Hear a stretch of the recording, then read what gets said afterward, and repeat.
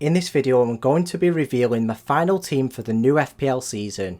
Last season I'd finished just outside the top 1000 and this season's target is to get that top 1k finish. We'll start the draft by building from the back. I've gone for a double up of the Leicester goalkeepers who are both £4 million. Due to Schmeichel's departure, this guarantees a £4 million playing goalkeeper, which is quite rare. I've opted for this because I know the goalkeeper position is the lowest scoring position and the points range from the lowest to the highest is always quite small. I'd rather invest the money elsewhere in the squad where it could get me more points. Plus I think this combination of goalkeepers will be right up there for the points per million. Next up are the two premium options, Salah and Haaland. I've created a captaincy matrix and these two rotate the best.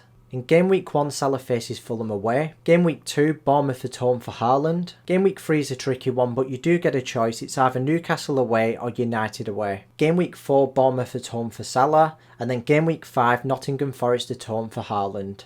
That's 4 promoted sides in the first 5 game weeks, and 3 of them are at home. Trent was an easy pick, and he needs no explanation. The second attacking defender I've gone for is James. I've purposely picked him because I know he's got 3 channels to points. Not only does he get clean sheets because he plays for a decent defence in Chelsea, he gets goals and assists as well. I considered a few other attacking defenders for this position. I considered Perisic, Doherty and his teammate Chilwell, but they've got much lower expected minutes, therefore they're less reliable. My final first team defender is Diaz. He was actually the last player that I put in my team. With the £6 million that I had left for a defender, he was the best option because he is the most reliable, he will get plenty of minutes and he plays for the best defence in the league.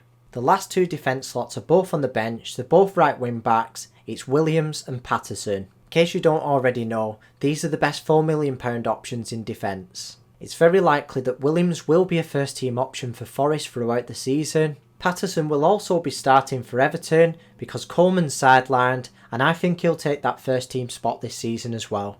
My last player on the bench is Taylor. Honestly, I only picked him because he's got the highest expected minutes of any £4.5 million forward. He was the best of a bad bunch at his price point, but I really didn't want 3 forwards in the starting lineup. I've picked up Neto for a bargain of just £5.5 million. His underlying stats are pretty decent when he's played in the past, and Wolves have by far the most favourable fixtures from an attacking perspective in the first block of 6. I really wanted to capitalise on these fixtures, so another player that I considered was Podence, who should be playing out of position as a false 9 like he did in pre-season, but Gibbs, White and Hwang put me off because they could take minutes off him. Next up is Luis Diaz. I considered him against Cancelo and Robertson. He's in there because he's got a higher ceiling than the other 2 players and I really like his price point. There's plenty £8 million midfielders that are valuable and I will probably have to move him on in a few weeks, but for now I think he'll do well in the first couple of game weeks until Jota's back.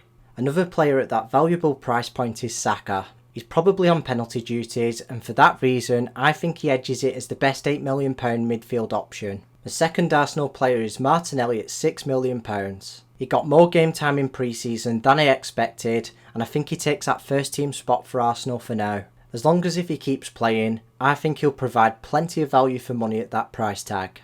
And last but not least, completes the Arsenal triple up of attackers, it's Jesus. He's been underpriced as a forward that's nailed to start for Arsenal. I'm sure you probably agree as well because he is the most owned player in the game.